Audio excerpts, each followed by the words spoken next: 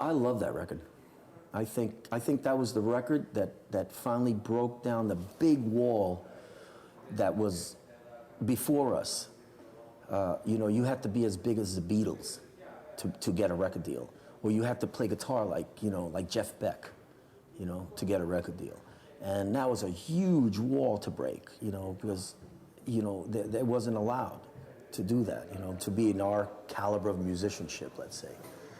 And so I love those records because those records got everything else, you know, started, broke down the walls, and, you know, gave everybody like the Patti Smiths and the Talking Heads and the Blondies and the Ramones and all the New York bands, and then which after then was influenced by the, you know, they influenced and we also influenced because we were on television in England in 1973.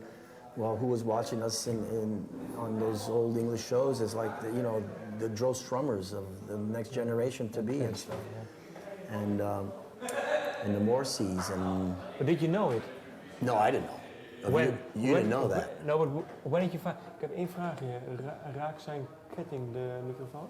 Nee. Je hoort niks, okay. I'm sorry, I was just asking.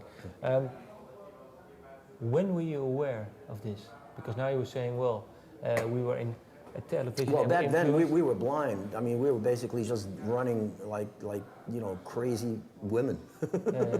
You know, and we didn't know what the hell we were going to do, and we thought it was only going to last 2 weeks. So we put everything that we could on the stage, you know, everything that we learned, everything that we knew about, we brought to the stage. We introduced it on the stage. And we learned our craft from performance, performing, one after the other. You know, so we turned out, you know, we found out that there was other people that were like us too.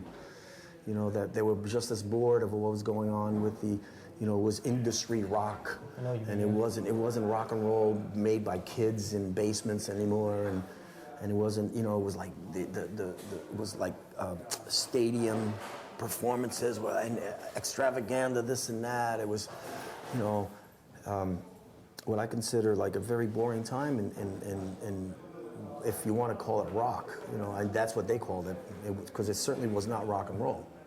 And you know, the drummer would take 20-minute drum solo, and the guitar player another 20 minutes. And my God, it was like, you know, the song, it was not sexy anymore. You know, it lost its sex appeal, and you know what they were saying was like more like, I don't know, you know, who knows what. You know, yeah, it wasn't like a cool thing that kids wanted to hear. You know, and what I wanted to hear especially. You know, and hey, my friend, can I have one of those? If they're cold. You know why? Because they gave me one and it's so warm. Yeah, sure. Oh man, I appreciate that. Stinks, but you're a cool dude, sure, man. Okay, thank you so much. There you go.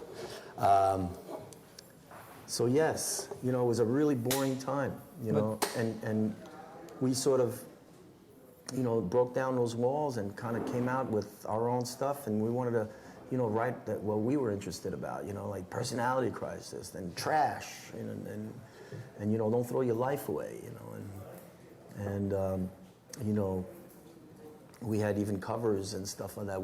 The coolest line, I think, that David Johansen graced all our songs with beautiful lyrics, and one of them was where he dares you to have sex with Frankenstein, you know, with a monster, really. Yeah, like if your, you know, your girlfriend or your boyfriend is a monster, you know.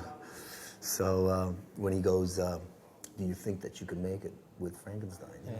Basically, that was a daring, you know. And I think that was so cool. That's going to live for me forever.